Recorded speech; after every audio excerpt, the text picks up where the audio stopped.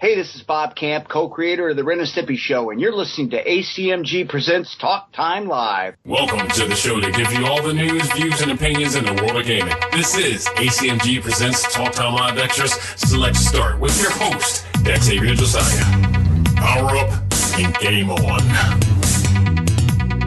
Ladies and gentlemen, we are back. This is A.C.M.G. Presents Talk Time Live Extra Select Start. I am your host, Xavier Josiah. We got a lot of news to get into. We're just going to jump right into it because I was just an hour removed from the NETHERREALM Mortal Kombat 11 reveal. There's a lot of news to talk about as to what they're going to provide this year. Honestly, I don't believe they really gave us everything, but they gave us enough to get our mouth watered for whatever is coming in the next few months leading in.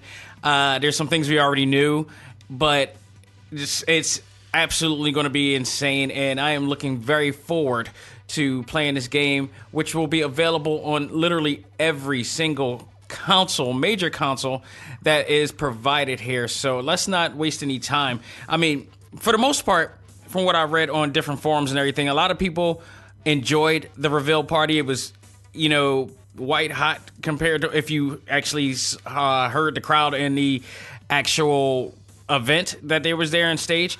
There were some interesting things going on. There was a countdown. IGN did their own countdown, but then Mortal Kombat themselves did a countdown. Some quite interesting things going on at that area. And in particular, Chloe Dykstra, who was, I guess, there really quick to talk with the other guest that was there. I mean, the other host of the countdown that was there. And then all of a sudden they go out and get into like a countdown. They showed a countdown and, which is like a pause break period until they get somebody else to interview. They interviewed one woman, interviewed one cosplayer. I believe she was one of the hosts for IGN at the time. I don't think she works there anymore. I could be wrong, but I think that's where I remember seeing her. But then Chloe Dykstra, who has done interviews and all this stuff before I got on there, I just had to point this out because it just stood out like a sore thumb. Xavier Woods, from, if you all know, if you're a wrestling fan, from WWE, Xavier Woods, Selena Vega, also from WWE, and Kofi Kingston all came cosplayed. And I didn't know who this guy was at first because he came in and came right behind. He was cosplaying as Shao Kahn, which was awesome. And Xavier Woods, I don't know who did his design work, but it was awesome. Selena Vega came in as Jade. And I believe Kofi came as Baraka. I could be wrong on that, but they were all awesome cosplays. Then we have Chloe Dykstra, who comes in, and apparently, I guess, I don't know if they just, something changed and the other host just gave her the mic and had to do something else real quick, but they didn't prepare her at all, or she was just not prepared, because everybody was in full cosplay, except for Selena Vega, who you kind of recognize at in the spot, but when he announced that he was Xavier Woods from the New Day, and from up, he didn't even say the New Day. He said from up, up, down, down. And Kofi revealed himself, but they were still in cosplay. She knew that they were wrestlers, but you could tell she wasn't into the genre. Like, all right, here's my situation. Regardless if you're not into any of the type of fandoms or genre that you're in, if you're interviewing somebody, you need to be prepared like you are. And for somebody to be in her position like that to me was like, it's kind of just, I felt bad for Kofi, Selena, and Xavier, because one, she kind of downplayed them. She really kind of downplayed them. After they came to this event, they also dressed for the event via really elaborate cosplays, and it really, if I was WWE, I would be severely upset about that. I would be insanely upset about that. But that didn't take away from any of it, but I just felt bad for like the WWE gang that did attend, that really went all out to celebrate this. And they were, and Xavier Woods and all of them are true gamers. And Selena Vega, I didn't know was a Mortal Kombat fan. She's a hardcore gamer because it seems that she knew a hell of a lot about the characters that she was portraying, and she knew exactly what to say when a question was asked. And so I mean, it was really cool that to see them there. But I just wish they were treated a little bit better when interviewed. But that was just a little side note that I wanted to get out real quick because I thought that was very interesting. So the actual event was hosted by a guy named, I call him Joshua Gotch because if you've seen him, he kind of has this hipster type of look, with the handlebar mustache and everything. He actually looks like Simon Gotch from formerly of WWE and now in MLW. But I thought that was very interesting. But he introduced the creative director, the guy behind the current Mortal Kombat, and that is Ed Boon. And I say current because it started with Ed Boon and John Tobias. So I still don't understand or know what happened with those two and where the split came in and why, but we obviously know who hung on to it. This is the EPMD effect. If you guys know hip-hop like that, EPMD was like one of the illest, rap duos out there. But when they split up, you could tell which one was the better MC and producer. Eric Sermon was absolutely... Ed Boon is the Eric Sermon of the two. And he continued on the legacy of Mortal Kombat and put together NetherRealm. Not only that, but he ended up getting a deal with Warner Brothers, which helped elevate the franchise even further by being allowed to use certain elements of, the DC Universe and all the elaborate production quality that comes with WB, which is why we get so many great Mortal Kombat games as of late since 9. So he came out, introduced everything, and then from there, he showed the gameplay reveal began where he showed 7 characters in the game, including a new character named Garrus, who I'm very interested in because this guy, I feel like he may be one of the Elder Gods because he has a certain ability to manipulate time and control sand.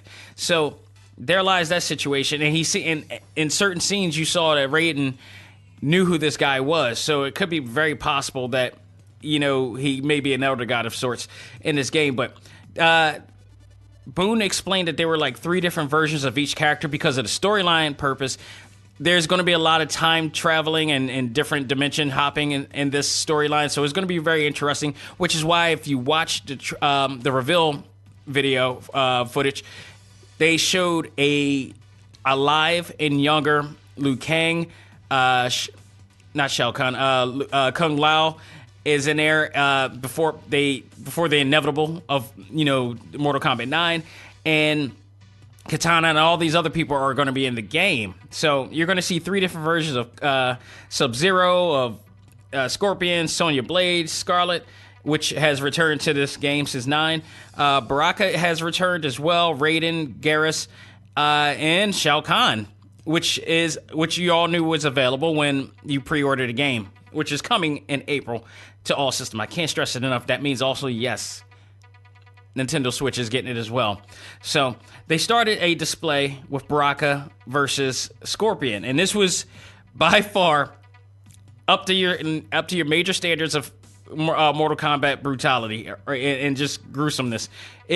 Like they up the ante so much with this. It's amazing. I was listening to IGN in one of the videos that they were actually playing when talking about what they wanted to see, and one of them mentioned animations, and they wanted to see more lifelike animation on there. And I think that might not be a good idea from a standpoint that this game, it relies on impact and speed. If you put actual live action animation, it's going to be very slow paced in comparison. Like for instance, if you play UFC, which is probably the best example I could give for combat type of actual real life combat simulation, it's very slow paced. It's impactful, but if you look at what you're looking at in Mortal Kombat, it's supposed to be over the top, out of this world type of, gruesome type of violence. So I wouldn't suggest that. That's a personal preference, according to the person that was doing the video, and not everybody. I think keeping that speed up. I mean, they're supposed to be bigger than life. They're not supposed to be realistic to a sense in there. So that's something that I believe that really is not going to be a good idea in hindsight. So I'm glad that they didn't do that. there. So, but yeah, there's going to be 3 different versions. They also added, Ed Boon was explaining that he also added something different, a little bit more of a complex system than the last time, where he felt like the health meter relied on everything for, defense, offense, attacks, and such. Now there are 3 different meters. There's a health meter. There is also now a horizontal meter for offensive attacks and vertical meter for defensive attacks. So it's going to bring a new dimension to gameplay, especially tournament play down the line. So I'm very interested to see how people are going to play that type of thing. Somebody shouted out Sonic Fox, by the way. I don't know if he's actually a gamer in the Mortal Kombat, but if he is, he's probably having a field day for this. So Baraka's fatality, which they shown, and it was, what can you expect, man? I can't even express how brutal and violent and deadly this fatality was. All I can say, it ended off with him eating the brain of his opponent. So this is it's going to be borderline crazy. It's really interesting in a very sensitive, really hypersensitive society that we're in. I'm surprised that we're still doing this, but we cannot do this. We cannot crap pulling Mortal Kombat. It's been out for years. It's been doing this for years. I refuse to let Joe Lieberman win because I don't believe he was ever believing that, games were too violent in the first place. It was just him trying to get into office, and it didn't work anyway. So please, of all the things that everybody needs to bitch and complain about, let it not be this, because we've been doing this for years. Just let us have it. I mean, because what next? Horror movies? No. Let's just keep it at that. So, but I got a feeling there's going to be some, SJWs going to want to crap on this. It's just amazing. Oh, boy. But I digress. Boone also showed multiple variations of customizations in the game. Yes, if you love what they did for Injustice 2, you're going to be extremely happy to know that the customization features and system is on Mortal Kombat 11. So it's just unbelievable what I saw, what they did. They used Scorpion as an example for that. So it was just pretty damn awesome. Scarlet and Sonya was on display next, and there's another nuance that he wanted to bring up, which was Flawless Block, which is going to play really well for people who are going to be really good at doing it. So that's an added feature that's going to affect the game, the tournament gameplay as well. Just the creative violence of the game is incredible. It's absolutely incredible. I mean, it's such a stage that we are in right now. It's just amazing with how technology is able to bring this type of detail, artistic detail. Yes, it's gruesome, but it's still artistic detail nonetheless. The creative, I already said that on the notes. Then Boone went out to show more, a montage of fatalities there. So there's going to be some really crazy things you're going to see in this game. Then the cool part is he revealed the first few minutes of Mortal Kombat 11, the intro, which really picks up directly after Mortal Kombat 10, and not only just directly, but right at the scene where, if you guys remember at the end credit scene of Mortal Kombat 10, where he goes to Katana and Liu Kang, and he actually had the head of Shinnok with him and put it in there, and he pretty much, I forgot the new catchphrase that he says, but he goes off and says his catchphrase and then goes off and runs away. And just pretty much it was just another way of saying, don't mess with me. Don't F with me at all. So he goes on and does that and walks off. But this scene shows all of that before he actually goes up to Liu Kang and Katana. So he talks to him, tortures him to whole heaven. And Shinnok claims that there's no way in hell you could really kill a god. Well, Raiden finds a way to do something to send a message anyway. He chops off his head, and there he goes. But before he goes to Liu Kang and Katana, a new actual character in the game has basically talked to Shinnok, saying, everything is pretty much saying that everything is at plan. I believe Ed Boon said that her name was Chronica. So, and she may have something to do with time and time manipulation as well in this game as well too. So, Josh eventually asked Ed Boon, are there going to be some new things to look forward to? One of them was very rumored, and we were going to talk about this, but they confirmed it. So I can really wipe that out of this of my other notes. But it's official. They've talked about it. Everybody was talking about it. It was rumored, heavily rumored, and it's true. Playing the part of Sonya Blade is in fact the WWE Women's Champion of Raw. And the Hall of Fame UFC fighter, Ronda Rousey, has now taken the part of Sonya Blade, which in a lot of cases, it does make sense. A lot of the moves that Sonya does is pretty much judo and somewhat jiu-jitsu. So there's a lot of, arm breaking techniques, which fits right in for Ronda.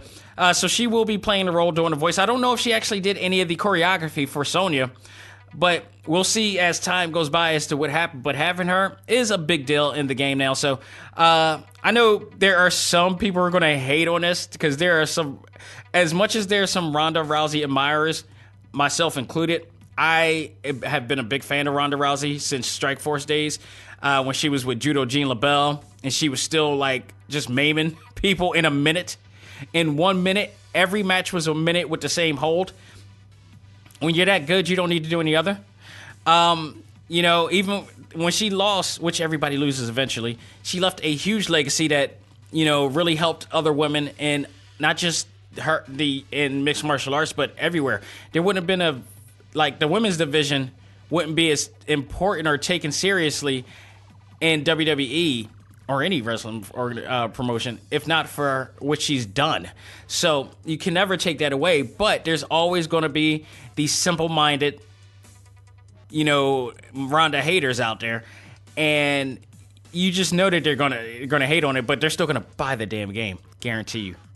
People are just so pretentious and stupid, and full of it, man. Just straight fronting on that note, but.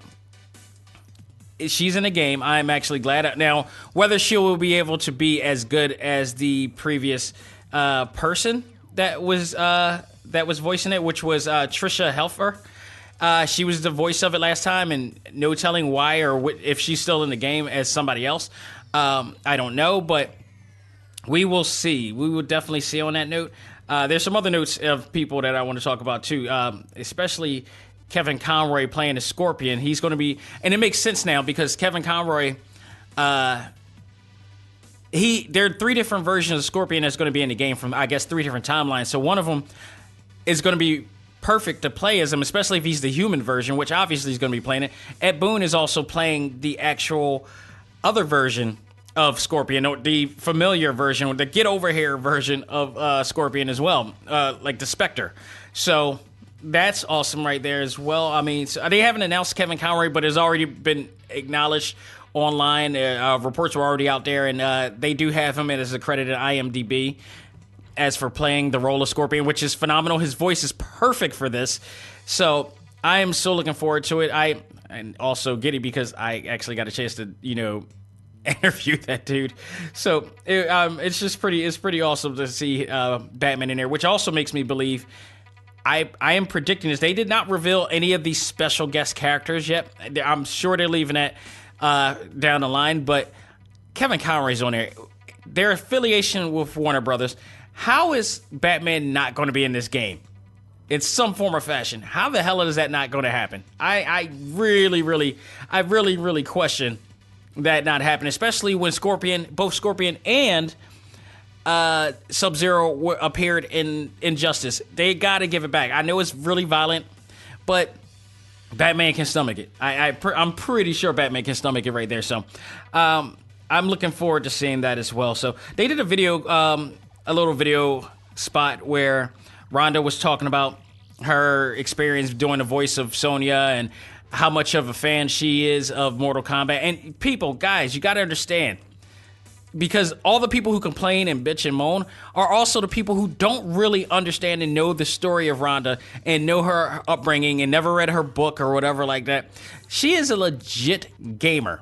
When she was practicing judo with her mom back then, and when she was just practicing judo period and other dojos and whatever, when she finished and took a break or she was done for the day, you know what she was doing? She was playing Pokemon on the Game Boy. You know, you want to know another fun fact about Ronda Rousey? Is that she said, legit, that one of her inspirations for training was none other than Goku. Yes, Dragon Ball Z Goku, who trained immensely. So that was an inspiration for her to actually become even better than she ever was every single time. And number 3, there was an ESPN commercial that she did where she dressed up as Pikachu. So, I mean, come on. You just don't... Like, you can do... A celebrity can do stuff like that once as a good gag, but there is constant different footage, videos, pictures of her expressing and representing some type of fandom. I've seen interviews with her where she had Dragon Ball gear on. Y'all need to stop hating. Y'all really need to stop hating and at least know why you're hating. Give a good reason. And there's other thing. Most haters are gonna hate something based on not their own merit, but somebody else's. You hear somebody who they probably admire or think is cool or whatever like that, or the majority, and they don't want to, and they're too afraid to stand out of the bunch, so they want to join in. And then there's also at the same coin, there's also those people who also want to hate on something on purpose just to stand out. It's a weird dynamic, I know, but that is the internet. That is people in general in this generation. It's just stupid. But I digress. She's in the game, deal with it, and I'm going to enjoy it regardless. We'll see how her acting skills is before. I mean, she's not the first time she's acted before. The stuff I've seen her in before, she was fine. So this is Mortal Kombat. I mean, it's not an Oscar-winning thing. It should be fine. But I know people are going to try to be the pretentious film critics that they are. So we're going to hear that, guaranteed. I did like the fact that she said in order to practice, this was very secretive. So in order to practice some of the moves that they were doing, she had to use Triple H as her Kano during WrestleMania for preparation for the role. So that was awesome. She said what she said. People applaud, and she was out of there. There was no other real big special guest that they shown on there, which is really interesting considering that we know Kevin Conroy is there, and the dude is highly respected. So I'm really surprised. And there are other big names in this game. I mean, if you should see the names that were in the last one.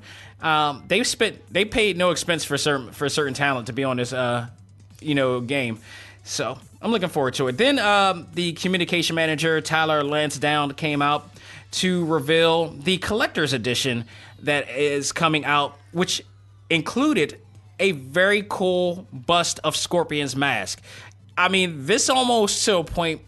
Every time a collector's edition come out, you guys, if you listen to the show, you know that I'm a digital downloader religiously, but every once in a while there is something that makes me like, yeah, this looks like something I might want to get, but at the expense of getting a physical game, which I would really, really not be a fan of. But if it's for the Switch, it'll be like one cartridge. I think I might be fine with that, so we will see. They are offering 3 different editions. That is the standard edition, that is premium, and collector's edition, which you can all go into their website and look further information on that, or go into your favorite gaming media outlet and know that information there. There's a lot of detail as to each one that you get from there. Then they also talk about Combat Cast, which is something that they've been doing quite often, and a glimpse of that was shown quickly on the screen. The logo was shown quickly on the screen, and they quickly removed it on purpose because it was planned for the host Josh to actually respond to it. And put it like this: on the logo, there was a picture of what looks like Noob Sabat on there, which is, Tobias Boone backwards, for those who don't know, hinting that he will be making a comeback. They didn't confirm. Who was it? Tyler didn't confirm it, actually, but he said you will find out more on January 30th at 3 p.m. Central Time as they show all the gameplay and more reveals from that point on. So stay tuned. It's obvious he's going to be back. So that's there. I think one of the things that, before I go, I just want to, before I even end this portion of it, they did mention, they showed a trailer with Garrus, I like him. I like him. He looks Egyptian. He looks like he's going to be an Egyptian character. I'm not sure, but he looks awesome. He does stop time. He manipulates time as well as sand. So there's that theme right there, the sands of time or whatever like that. So I can see a lot of gamers using this character in such a really cool way in tournament mode. So I'm looking forward to his character and see how his involvement in the storyline as well. They didn't reveal too much of the storyline. They just revealed the actual intro or such, where the Cage family is going to be involved in. That's a whole nother thing. There's going to be so much about this that we're going to need to know, especially who's in it, the characters, everything. There's a lot of people that is really anticipating and hoping that we see Spawn in this game. I am aching for this character to be on there. It's just right. And I think Ed Boon is going to do it. I will be really surprised, considering, especially on Twitter, everybody had such a big deal of saying bring Spawn in. There was a survey that he put out months ago asking what character do you want to see, and Spawn actually made it further than Hellboy in Injustice. So Todd McFarlane is not a hard guy to find. I'm sure he would absolutely love to have Spawn in the game, especially they are still in the works of doing Spawn the movie. So getting any notoriety and exposure for that character with Image Comics and Todd McFarlane, and it's an awesome definite. So we'll see. And they haven't revealed what the other packs is going to be, what the other edition is going to involve. So it could be, if Spawn's going to be there, it could be a bust of Spawn. Who knows? In collaboration with McFarlane Toys. Who knows? We will see. We will absolutely see on this note. So that's pretty much what the display was. I actually enjoyed it. It was really good. A great hype. It made a big deal of celebrating all the years of Mortal Kombat. If I had any really negative about it, was just that, Chloe Dykstra interview with The New Day and Selena Vega. I just thought that was just so poorly done. I don't know what went into that, but I don't know. Hopefully we'll find out things as things to come. But it was awesome to see them. And Selena Vega never goes wrong with whatever she wears, but points to her for being a gamer and for also dressing as Jade for that note. So I was going to actually review Super Mario, but honestly, I haven't gone through that game not nearly enough to actually jump on that game. So what I will do is actually hold off that game till next week, along with 2 other fighting games that I was going to do this week that came out for Neo Geo, the arcade archives.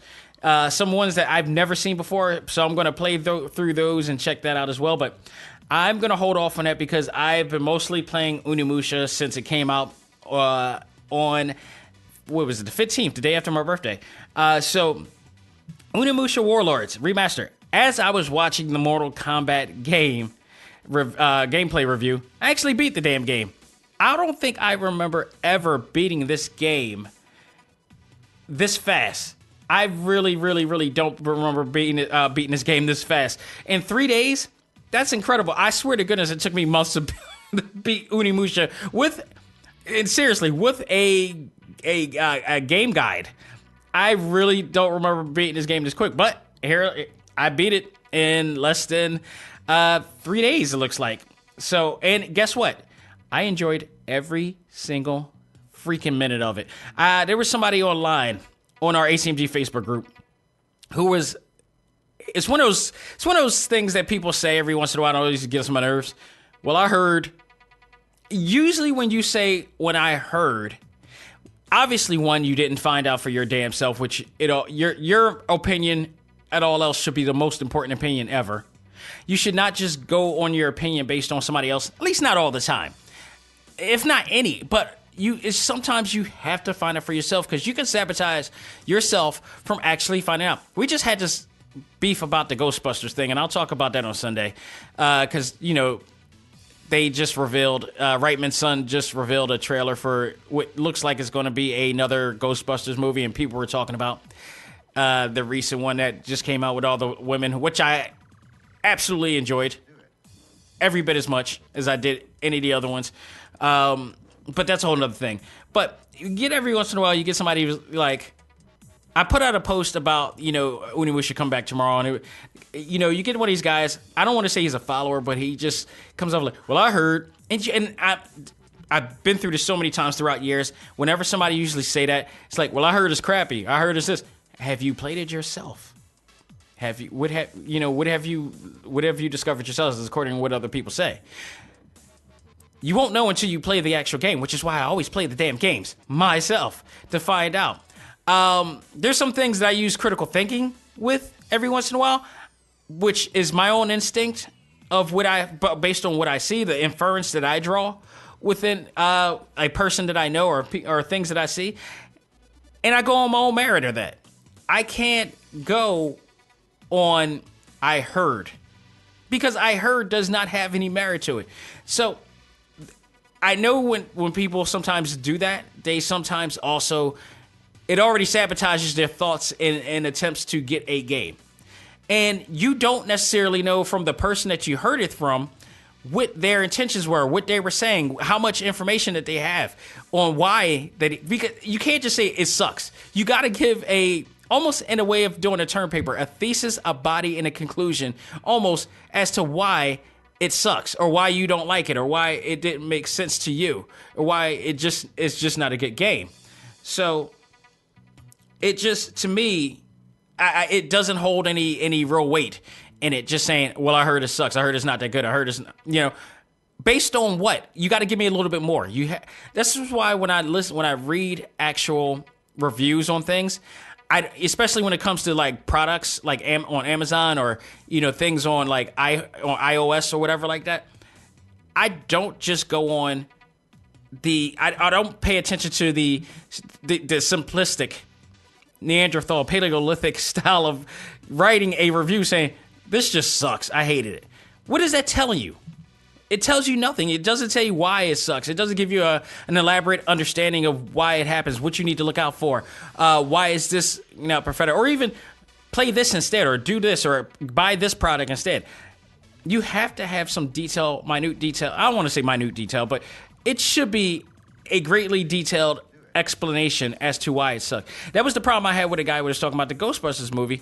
I wasn't saying I was going to go back on that, but he was trying to say that it sucks, and it just sounded like he was saying it sucks just because there were women in the cast.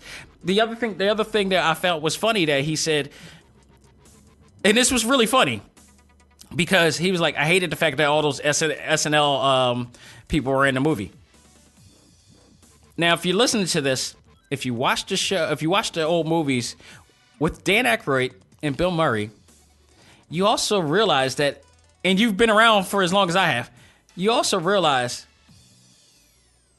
those two were one of the original cast members, if not second generation cast members of SNL, which before it was called SNL, it was just, for the acronym of SNL, it was just called Saturday Night Live. But it technically is a SNL movie. Whenever a character is in here, that's an SNL character in a movie that's headlining a movie, you kind of call it an SNL movie because it's them graduating to that level, and they're representing that alumni. So they're SNL characters in the new one too. It's keeping tradition, and the old cast was there that really endorsed it. So I don't understand. People just want to beef just with beef, but don't have any merit to why they beefing. And this is the same type of case here. So I digress on that. ONIMUSHA Warlords. I played it for the Nintendo Switch. It is out on multiple platforms. I played this game when it was out for the PS2 in 2001. The game is a classic. It is a classic and known as one of the biggest trilogy franchises ever in gaming. At one time, it was the greatest trilogy in gaming until games like God of War came out and other games after that came out. But ONIMUSHA is a classic that debuted in 2001 by Capcom, was produced by Keiji Inafune, who was also one of the main names responsible for the Mega Man franchise. bar none. He now works with NT Creates now. He's a part of a lot of different new side platforms. I wish he would try to do something like this again, but looks like they only focus on retro style gaming at this point. Great, character designer and graphic designer as well. It was also directed by Jun Takeuchi, and with the art style from Shinmaki Sato. So at the time in 2001, you guys thinking now where it's 2019, we've evolved majorly in graphics. So you have to understand when you play a retro game like this, and this is now a retro game 20 years, almost 18 years now? And that, almost 20 years at that, this game is going to be old. It's going to be outdated. You cannot hate. I think I've read one review where you could tell the guy doing it was a younger person who never played the game before, but he's playing it because he's wondering about the hype of this game. And it's kind of like me. I had the same thing about Big Trouble in Little China. When people grew up with Big Trouble in Little China, they marveled at it. They loved it. I watched it almost 25 years later after everybody else, with all the advancements of storytelling, of character development, of special effects, all that. I watched that for the first time, and with my modern day mindset and gargles, I was like, what the hell is going on in this movie? What the hell is going on in this movie? And people kind of really got pissed because it was like, dude, no, this is... The plot doesn't make any sense here. None of it makes sense. Not to say that ONIMUSHA Warlords doesn't make any sense or the graphics are bad. It's that time. It was that time. There was no advancement to make it like graphics look like the way it does, to make the gameplay do it was. Which you look at this as a work of art. And art, and what they teach you in art class and most art classes is that, especially art history, is that it's mostly about the significance. You look at not what you're seeing or what you want to see. You look at the significance of what the artist was doing at the time. In this case, you look at the significance of what the designers were doing and what the character developments were doing at the time. And I thought, looking back and playing this game, one, I still enjoyed it the same way I did before. I could be from nostalgic purposes, but I knew what they did with this game and how they put it all together to create the illusion, to suspend your disbelief in this, and I commended them on this because it was a great thing that they did. It's like they kind of MacGyvered this game to make it do what you wanted to do, to make us see what you wanted to see, doing very simple techniques in here. And the game, because of that, the game became a major hit and spawned 2 initial sequels, along with 2 spin-off games. One was a Melee Fighter that I loved to death. It was very similar to what they did with Super Smash Brothers, but at the time it was better than Super Smash Brothers, and it also had an actual really cool story mode, which was kind of a crossover series between all of the other characters that came before it, and a RTS game that came out, which I think it came out on I don't know if it came out on 3DS, but I know it came out on PSP. Back then as well. So, and lastly, they came out with a rebooted series, which came out, I believe, near the end of the PS2's tenure as well. So, which a lot of people, so there's some people who actually like it, but a lot of people are like, who is this blonde hair dude? So, where's Samanosuke and Jubei? That's what we wanted to see. Hell, where was Jean Reno at that point? So, that was the hype of this game. Now, the game was made to be more of an action-adventure version of Resident Evil here. So it used a lot of elements from the first 2 games of Resident Evil, where you guys remember Resident Evil is like you going into a house, but everything in there is like a 2D. It is made to look like 3D because it was painted backgrounds that they put into the game, but in reality, it was actually 2D. It was like a 2D stage. There was only a certain amount of places you could go. They had fixed cameras, so you can only go in certain directions. And the cameras, depending on where you go, another camera will pan at you that way. It became somewhat confusing at times back then. And it's no different now. They really didn't change anything on that note because they can't, because of the way it's been designed. But because of that, it really did a great job of creating the illusion that you're in a more open environment, which you really weren't.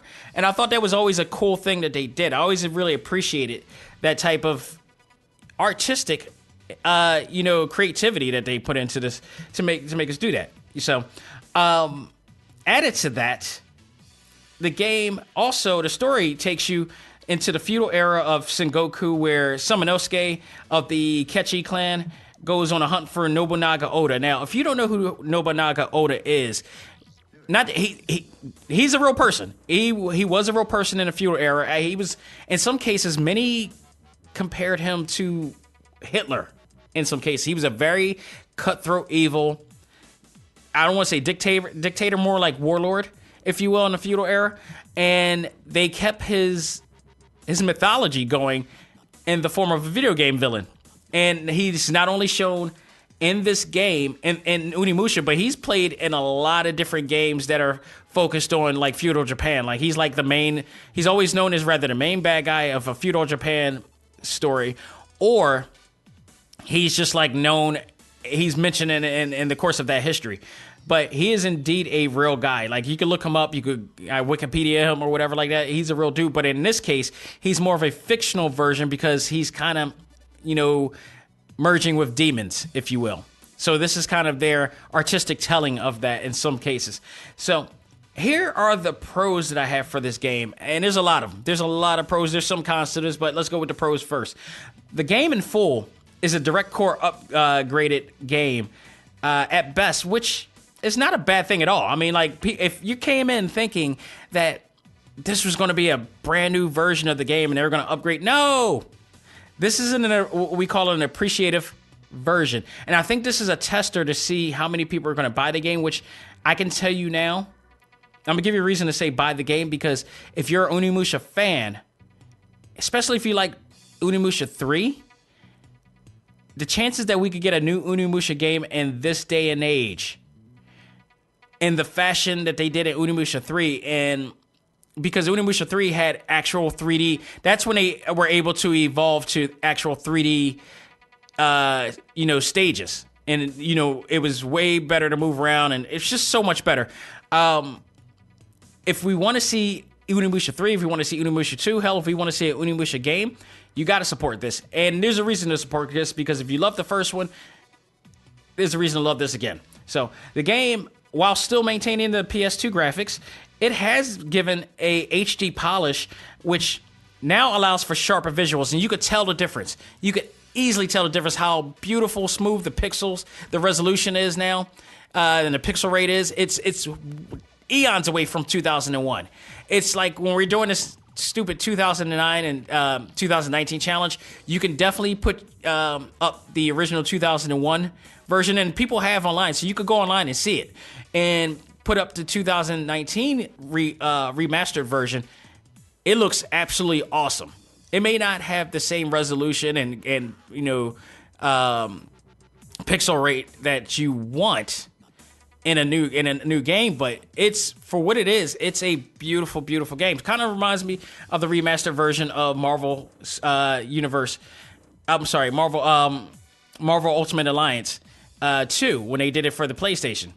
So it was absolutely great. I love what they did with that. It looks beautiful in itself, in its significance, at least. So I can definitely vouch for that. The game now offers an easy difficulty level for from the beginning of the original game, which you started off when, if you guys remember, when you played the game, it actually started you on normal, and if you died so many times, eventually it will offer the easy difficulty, which will allow you to go through the mode a lot better, which I guess that's why I beat it in 3 days. But I still don't think that's the reason. I don't know why. It's like, dude, the game took me like months. It's really, I don't know what the hell I was doing at the time or what, but like 3 days, jeez.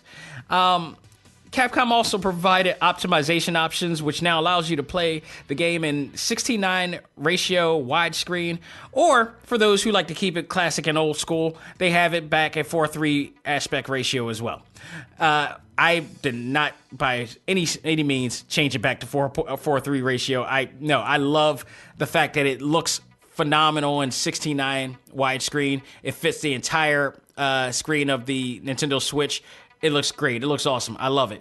So, gameplay-wise, the gameplay is as good as ever. I actually really delve right back in, and it took me a while to remember how to go through things, and especially the criticals and everything. And I used to love doing criticals, but it fit like a glove. It was just like the old game, but better. I believe they didn't modify some of the actual control schemes in there, so that was awesome as well. It plays just as good, very precisionally accurate.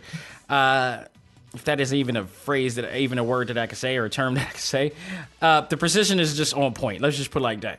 But the options, game interface, subtitles are much easier to look at, much legible to read. And this time around, they just decided to give it a more subtle look, which I believe they tried to give it a little. The font style that they had last time in the old game was kind of just hokey a bit. Looks like a little pixelated. They really updated it really well, and you can read it really well now. So that was an added thing. Finding hidden items and solving puzzles, still fun, not too hard to play. It's just really awesome, and you do get rewarded really well. You get different armor upgrades, your swords, your weapons upgraded. It's just everything I remembered about it and loved it. I've been dying. I've been saying for years I wanted this game to come back, and I'm glad that they finally did it, and I absolutely love it. The design of the weapons and gears were always something that was some of my favorites, too. I absolutely loved it. Everything about it. Seeing Somanosuke back and his natural, presence, it's just really cool. The only cons I really have for this game, honestly, is the new soundtrack. I mean, it's not really a con in that case. The soundtrack was good. It was really good, but it doesn't stand out, and it's hardly noticeable when you playing the game. So I really didn't pay. Not like if you compare that to, say, Super Smash Brothers, selections, because it's some of the greatest game music that you've ever heard in history of games. That's the whole thing. This was very really cool, orchestrated, music and soundtrack that they used for to match the feudal era feeling that you had in there. So it was all right. The fixed camera angles are still tricky as ever, though. And that was my only beef. I mean, you can't do anything about it, but that was one of the things that the only negative that many people have given about the game was the camera angles, but it didn't hurt the game entirely. They went through that with part 1, part 2. I think they did fix it a little bit with part 2, but by part 3, there was no more, fixed cameras, because now the game was all in 3D, stages and all. So I am fingers crossed, but it looks like we may be getting ONIMUSHA 2, and then that means ONIMUSHA 3 may be coming shortly after. And hopefully that means we are getting a ONIMUSHA brand new game. I think it's time. I don't know how they would do it, whatever, but I would love to see a brand new ONIMUSHA game somehow, some way. But I also really want to play ONIMUSHA 3. Because I really hate, I would be really pissed at this point. They gave us back ONIMUSHA, but they're dangling this proverbial carrot at us and not giving us the other two. But I believe there's somebody who said that there's a secret trailer in here that says it's coming. So let's just keep our fingers crossed on that note and see what happens from there. So, ladies and gentlemen, that will do it for this edition of A.C.M.G. Presents Talk Time Live Extra Select Start. Thank you so very much for being a part of the show, as always. Thank you for supporting us. Thank you for checking us out, whether you're on TalkTimeLive.com listening, iTunes, iHeartRadio, Stitcher, what else? Google Play, and of course the Podbean family over there as well. Big shout out to Josh Sherdoff, who was on the show to talk about his new show. So it's like really tongue twisting. So says Chernoff. He was a great guest on air. We actually got to talk wrestling for a bit. Go check out their podcast.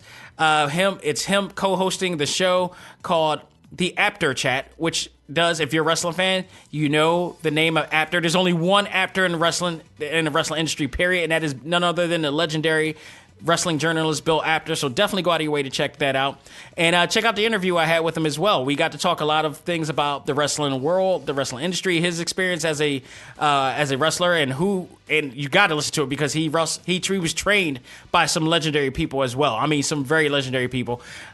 It was just absolutely awesome to talk with him. It was an honor to talk to him, especially because me being a wrestling fan, and not just for the entertainment factor, but just for the hard work that they put in, the business aspect that goes along with it, everything that goes into it. A lot of it helped me do what I'm doing right now, to be honest. So definitely go out of your way to check out that interview as well. And just Sunday, Glass is out. Tomorrow, literally tomorrow, I will be going to see Glass in the morning time. I will go see Dragon Ball Super Brawly in the evening at 2 different theaters. Take note. Hopefully it doesn't snow really hard on us, because I am clandestine to go see Dragon Ball Brawly, Super Brawly. And if you guys haven't heard the interview I had with, which I believe quite a few people have heard, the interview I had with Vic Mignogna a while back, and we're talking a little bit about Dragon Ball Super, but also his other work as Edward Elric as well, and other things that he was doing. But definitely go out of your way to check it out. And just really awesome guy, really, really awesome, humble guy. I'm so glad he's able to be on the show. Definitely, hopefully I'll get him on in the future if it's necessary. So just really, really go out of your way, check it out. But this Sunday I will be reviewing both of those movies, so definitely stay tuned for that. Also, there will be another podcast probably that Monday or Tuesday, because probably. Yeah, no, more like Monday, if at best, or Tuesday, because The Punisher comes out tomorrow as well.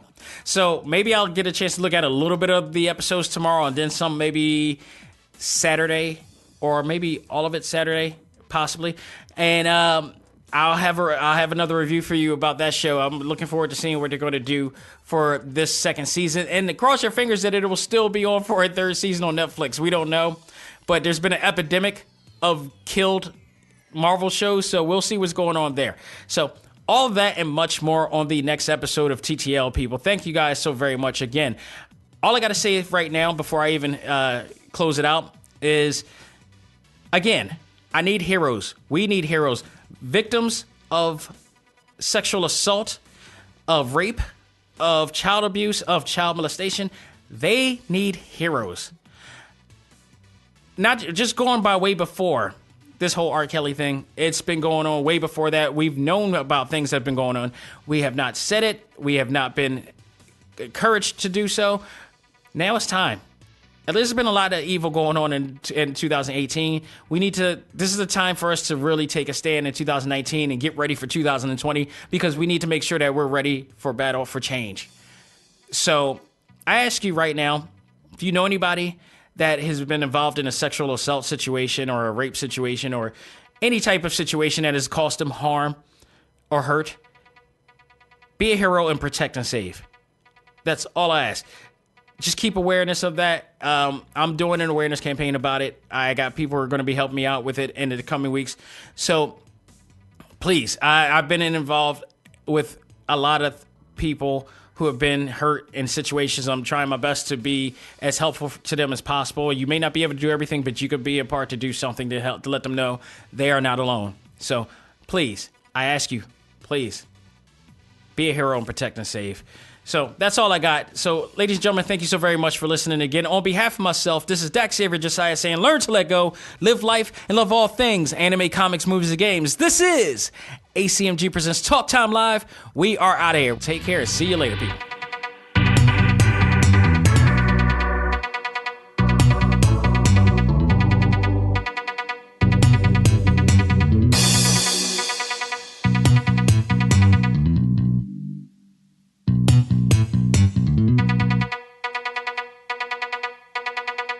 This episode of A.C.M.G. Presents Talk Time Live is brought to you in part by Viewfinder's Identity Search and Design. Your choice for web design, graphic design, and all multimedia development needs. Visit VFISAD.com and let us bring your vision to reality.